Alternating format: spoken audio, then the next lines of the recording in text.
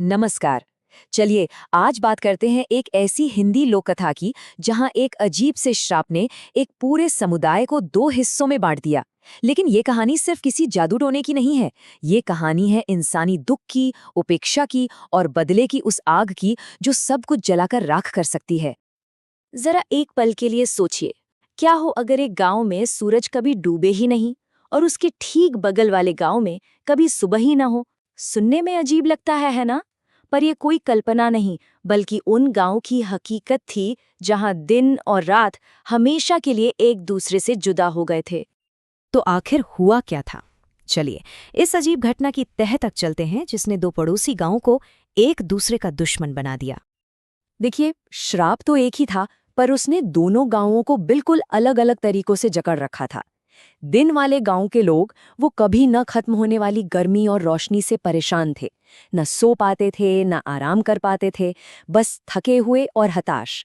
और दूसरी तरफ रात वाले गांव में अंतहीन अंधेरे का खौफ था, जहां जिंदगी डर के साए में मानो थम सी गई थी। और बात यहीं खत्म नहीं हुई। दोनों गांवों के बीच में एक अनदेखी दीवार खड़ी हो गई थी। कोई भी उसे पार करने की कोशिश करता तो एक जोरदार झटका उससे पीछे फेंक देता। मतलब वो अपनी ही दुनिया में एक तरह से कैदी बनकर रह गए थे, अकेले और बिल्कुल बेबस।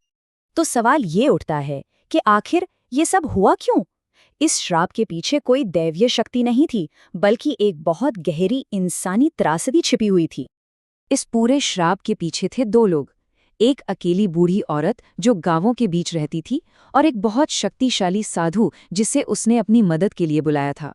और उनका मकसद बस एक था, इन गांवों को दर्द का ऐसा सबक सिखाना जिसे वो कभी भूल ना पाएं। पर क्यों? आखिर वो ऐसा क्यों करना चाहती थी? वजह उस बूढ़ी औरत के इन शब्दों में छुपी है। मेरा बच्चा बीमार था, किसी ने मेरी मदद नहीं की। सोचिए, ये सिर्फ गुस्सा नहीं था, ये एक माँ के टूटे हुए दिल की आवाज़ थी। जब उसे समाज की सबसे ज्यादा जरूरत थी, तब उसे सबने ठुकरा दिया।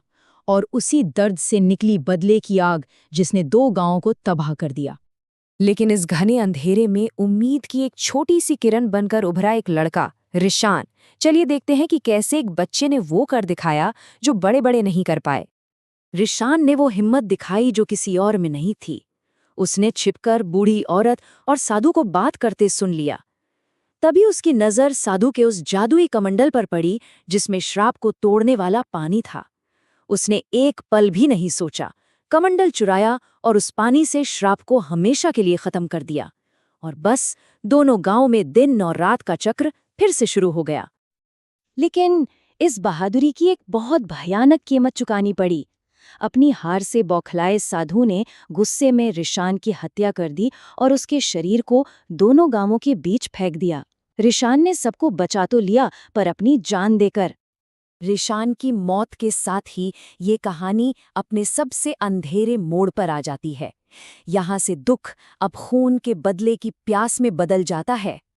रिशान के पिता कैलाश का दुख अब गुस्से की आग बन चुका था। अपने बेटे के शरीर पर हाथ रखकर उसने कसम खाई कि वो बदला लेकर रहेगा। बस उसी पल सुलह की हर उम्मीद खत्म हो गई और खून के बदले खून का एक नया चक्र शुरू हो गया।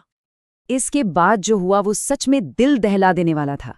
कैलाश ने भीड़ के सामने उस बूढ़ी औरत को डायन घोषित कर दिया। उसने कहा कि अब वो सुधर नहीं सकती, और फिर उसने सजा सुनाई। खून का बदला खून।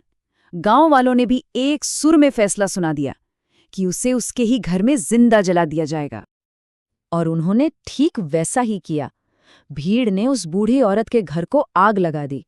एक मौत का बदला दूसरी मौत से ले लिया गया, और इंसाफ और इंतकाम के बीच की जो पतली सी लकीर थी वो हमेशा के लिए मिट गई। शांति तो वापस आ गई, लेकिन उसकी कीमत बहुत भारी थी। अब इस आखिरी हिस्से में हम इस पूरी त्रासदी से मिले सबक पर नजर डालेंगे। तो इस कहानी से हम क्या सीखते हैं?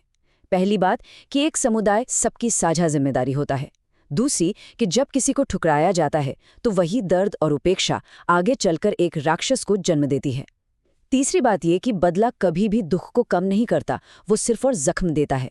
और आखिर में रिशान की कुर्बानी हमेशा याद रखी जाएगी, लेकिन साथ ही एक पूरे समुदाय की नाकामी भी।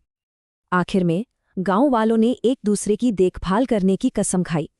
उन्होंने वादा किया कि वो दोबारा कभी किसी को उस बूढ़ी औरत की तरह अकेला और बेबस नहीं छोड़ेंगे, क्योंकि अब वो समझ गए थे कि नफरत की आग तभी भड़कती है जब इंसानियत की लौ बुझ जाती है। और यहीं पर आकर ये कहानी हमें एक बहुत बड़े सवाल के सामने खड़ा कर देती है।